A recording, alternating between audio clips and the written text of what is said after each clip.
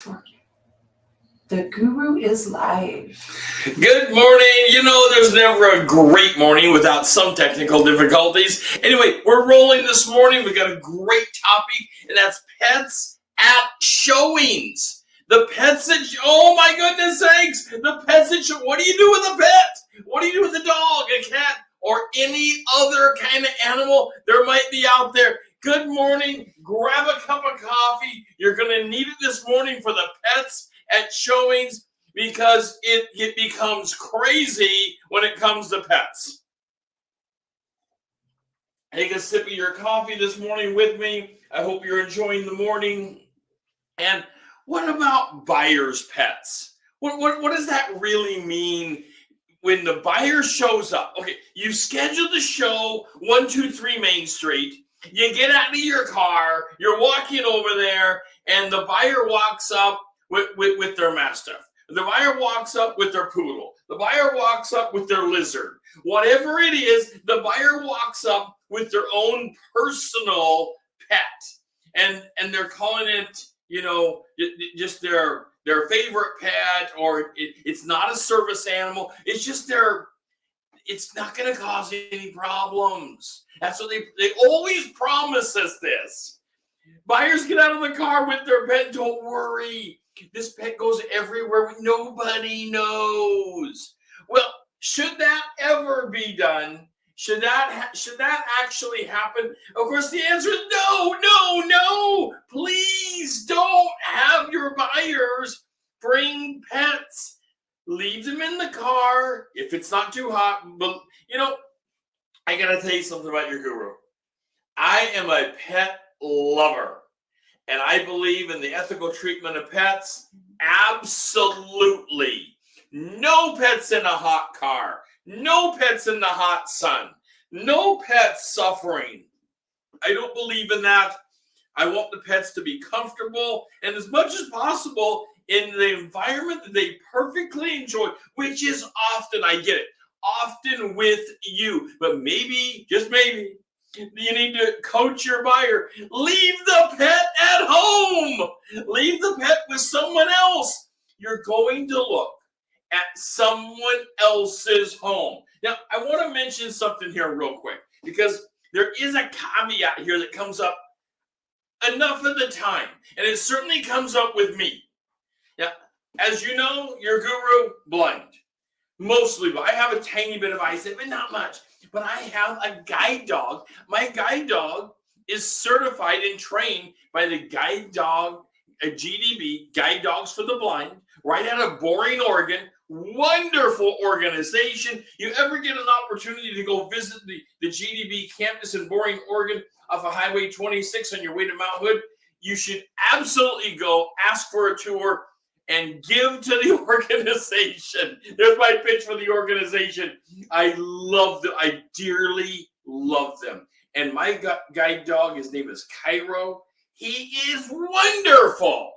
I can't get around without him. He enables me to get around with speed.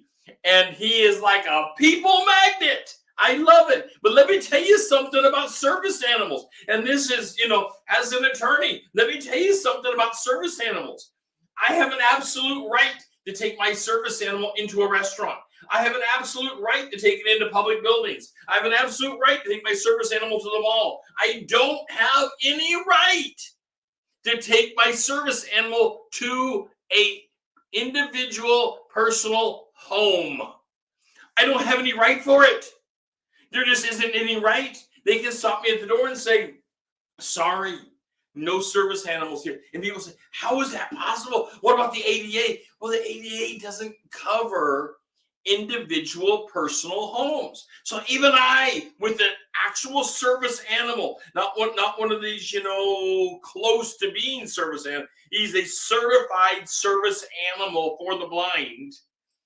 Tons of training, like $50,000 to $70,000 of training. It's incredible how much training they put into them.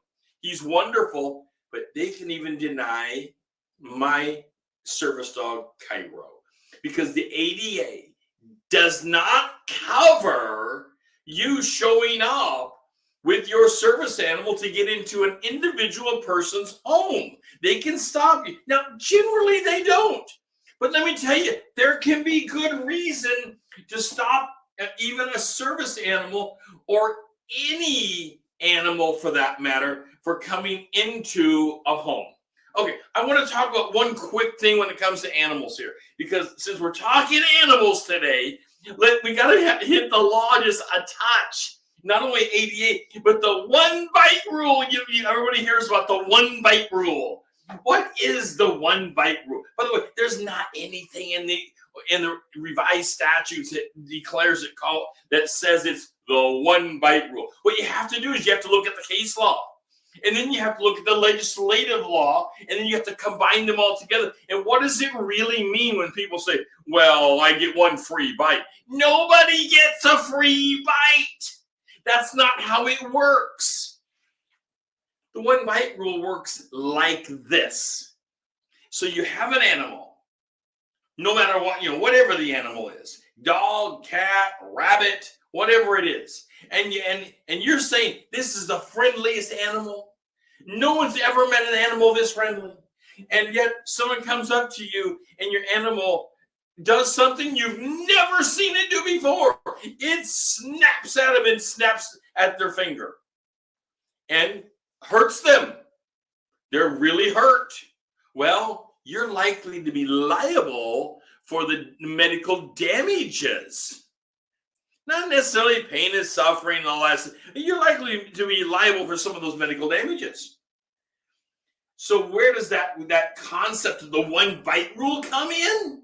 It comes in that you're not negligent. It's after that. Now you're on notice. You're on notice that your animal will do this, and now the next time you could be found negligent, and now is when the deeper pockets start to flow in. All right, let's get away from that. Just wanted to mention it real quick. Let's get over to the bigger issue of pets, and that's sellers' pets. The whole thing of sellers having pets in the home. Let's slow down a little bit this morning. I do love this topic when it comes to pets in the home and what do we do with showings and pets in the home. Hope you're having a cup of coffee this morning. By the way, take a moment, put in the comments. What kind of pets have you seen in the home? One moment while I'm sipping my coffee. When it comes to seeing pets in the home, what kind of pets are you seeing, and what has been problematic? What kind of pet issues do you see? Throw it into the comments. I would love to see from you what kind of pet problems are you seeing out there, because there's not just dogs and cats. There's everything from tarantulas to the whole gamut going on. So what kind of pet issues are you seeing? Now, should sellers have pets in the home? One has to kind of wonder, should they actually have pets in the home once they decide to sell their home? Now, I don't have a perfect idea of what to do about the pets. But pets do have, so some people have allergy problems. Now, you're coaching your seller, you're listing the home, and you're coaching them to sell the home. And in that coaching, in that conversation, this needs to be part of that active conversation of, okay, you've got some pets in the home, and maybe they don't smell them anymore. Maybe they don't even notice the smell going on, because pets can have their own smell. I'm not saying your home stinks. I'm saying that your home may have an odor that goes along with having a particular type of pet.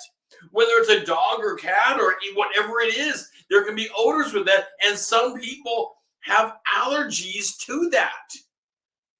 For open houses, for other times of significant showings, you may want to think about having your pet over at a friend's house or having it boarded for a little while.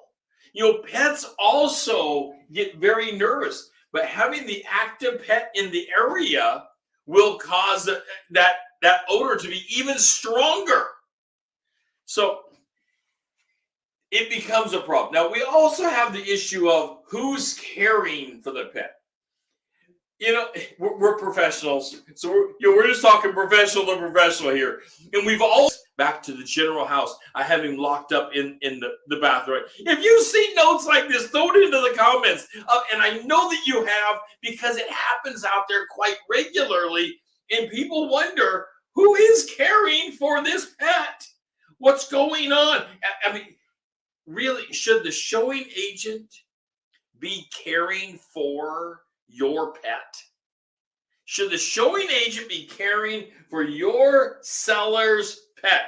Now, the answer quite clearly is they shouldn't be caring for the pet. However, there are problems, and I get it, where the seller says, I'm going to be gone, and I would normally have my pet out with more access, but I'll lock them up for a period of time, but I want them out later. It is a problem, though, when we are reliant upon an industry that is selling a home. They are bringing someone in to experience the home, and they are also supposed to be caring for the pet. This is, I'll tell you right from the guru, and I am a pet lover. I don't want to see any pets locked up. I don't want to see any suffering of pets. But it's a problem when we are in reliance upon our real estate colleagues to go and care for an animal. I mean, I've even had people give instructions about the barn and opening a gate or closing a gate so that some animal can go through. Not just you for showing purposes, but they want you to do something else with their animals, and they have preset an area. That may take a deeper conversation than just a private note in the MLS. That may take a little bit more. Hey, by the way, before we move on here, take a moment and hit that like button. I love it when you hit the like button.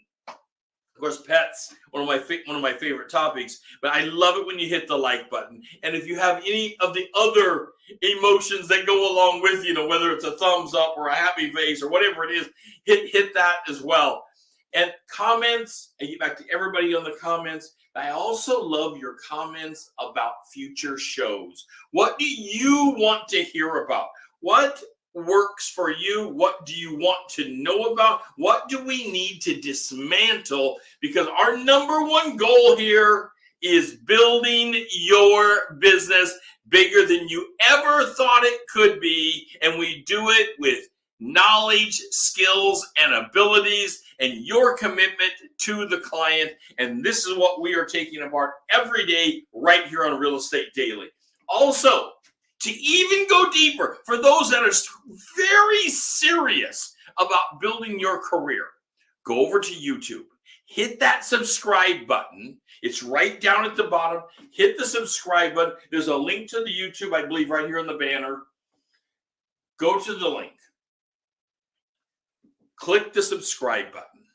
That will make you part of the Guru members only events. Right now, we have started a series in the Guru members only for the 1 week business plan to put money in your pocket. This bigger than it ever could be before. And now for those really, the ones serious, you're gonna be part of the Guru members only. There's another level. And the next level is we have a course called Kickstarter that can build your business rapidly, as well as one-on-one coaching. Okay, let me get back to it here. Animals, don't let them out. The instruction says don't let the animals out. Well, you open the bedroom door, and when they say you have access to the full house, but don't go into the master bedroom. You have access to the full house, but don't go into the third bathroom or the second bathroom, whatever the instruction is. First, we don't know the house. Maybe a little bit more instruction, or maybe putting a marker on the door, cat inside. And maybe it should be crazy cat inside that's going to run like crazy when you crack the door open. or don't let the animal out the front door, and you crack the door open 2 inches and the cat screams out of there like crazy, and you're busy chasing the cat down the road because they're thinking, I've got to catch this cat. I was told to not let. I mean, we all care about the animals. We want them treated right. We don't want the family to be sad about losing an animal. But I'll tell you, if you've got a cat or another kind of animal that will simply, they're waiting. They're just sitting there waiting for you to crack that door open and let your clients in. You really need to think about getting a kennel or having a neighbor or a friend watch the animal. And I know that's hard. It's really hard. But you don't want to lose the animal either. How devastating is that? And if your animal is just sitting there waiting to scream out the door because someone's, all of a sudden, as the agent, you're running down the road and your client is over there. Can we go in? Should we go in? No, don't go in without me. I'll be back in a second while I'm chasing the crazy cat. If you've had this happen, I would love to hear from you in the comments. Surely, if you've been in this business any amount of time, I know you've had this happen. You have had it happen where you have been chasing a cat around the yard, down the street, or a dog, or whatever other type of animal it is. All right, let's move this on. I'm getting short on time here. Complaints. And complaints about animals can go amazingly and appropriate at times to animal control. Holy cow! It can go to animal control. Yes, because people are tender-hearted about animals, as I am. I have great feelings for them. I want them treated right. One moment while I sip some coffee. Okay. I want animals treated right, and I know you do as well. You got to, when you're coaching your seller, you have to think, what will other people think about the animal situation in their home? What will they think about it? Well, if they think the animal's not being treated right, they very well may be calling animal control. They may be calling the authorities about it. It's like seeing the dog locked in a car in the summertime and the heat's rising in the car like crazy. We all go over. We want to save the dog. Well, there can be similar bad situations inside of a house. And you don't want that. Now, there can be all kinds of animals in a house, by the way. What other kinds of animals? So, yes, the distress in animal control, it's a problem.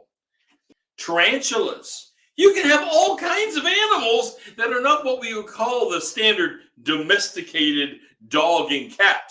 You can have all kinds of animals. By the way, here out in Corbett, where I have my home, we have a donkey. And we have goats and a sheep and llamas and chickens and stuff. But we have a donkey. And I bring up the donkey on purpose because when we adopted the donkey from a family up near the Kelso, Washington area, the grandmother had died and the donkey had been raised with the grandmother. But when she passed away, we showed up to get this donkey from the children that said, we don't have a place for the donkey anymore. Oh, by the way, the donkey has lived with grandma all of its life. We said, well, we figured that, no problem. They said, oh, you don't understand. The donkey lives in the house. Are you going to be able to make that happen? Well, let me tell you, if you ever come to visit me in Corbett, Oregon, the donkey's not inside my house. That's a no. I can hardly believe it. Sure enough, we show up and the donkey's got a little blanket on and it's walking out the door of the house. Sure enough, it had been living in the house with the grandma. And that's all fine. People make their own choices. People make their own choices about what they do with pets. And we love our donkey. But And by the way, she's a Mediterranean mini donkey. She's only about this high, and got she has the cross on her back. For those of you who don't know the thing about the cross on the back, she's wonderful. Her name is Florabelle. But before I start getting comments about, you didn't tell me the name. Well, her name is Florabelle, and she is a wonderful donkey. But she does not live in my home. So we told the kids, we will give her a wonderful home. We have a barn. We have other animals. She will be well cared for. We'll send you pictures. No problem. We've had her for years now. We did send pictures to the family. And then they were showing she had a good life. But she's not living in my home. But you can show up to situations that are unexpected. You didn't think that a donkey was going to live in a home. I mean, when do you ever think that a donkey is going to live in the home? Well, what do people think about that? What do people think about pets in the home generally? To a lot of people, it means the house is dirty. Now, if you tell them there's a donkey in the house, maybe they're right. Donkeys really are not meant for, in my opinion, donkeys are not meant for the house.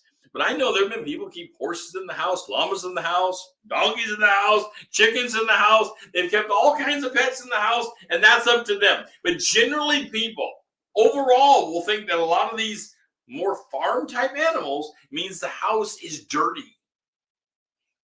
And you may be limiting the population when you're trying to help your seller move this home through a listing. That may be a limiting factor when they learn that there are farm animals inside the home. And what about domestic animals like dogs and cats? People also sin because of urination and accidents and things like this that happen. But, however, that's an easier one to get past because people will usually come and visit the house. Maybe you need to think about having the home cleaned ahead of time. You know, have the carpets steamed. Have the house itself professionally cleaned.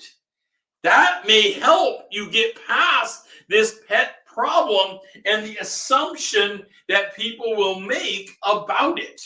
All right. Today we've been talking about pets in the home. I would love to hear your comments about it. I look forward to reading them throughout the day and when you get a chance to make comments on pets in the home. I like to hear, what kind of pets have you seen? What is the most unique pet in a home that you have had to deal with? I mean, have you had to deal with a duck in the house? I've heard of ducks in the house. I have not personally witnessed a duck in the house, but I've heard of people having ducks in the house. It's possible. And what about unique animals like skunks? Skunks, you know, they maybe they've had their stink bag removed, and they can be, I understand, a pet. It's a possibility. People think about, you know, possums and skunks and other animals like that as vermin, but apparently they can be a nice pet. If you've seen pets like this, I'd love to hear from you. Don't forget to like us on social media. Follow us on social media in YouTube. Don't forget to subscribe. Open up the Guru members only events by hitting the subscribe button. Today we've been talking about pets, and I look forward to reading your comments. I'll see you tomorrow.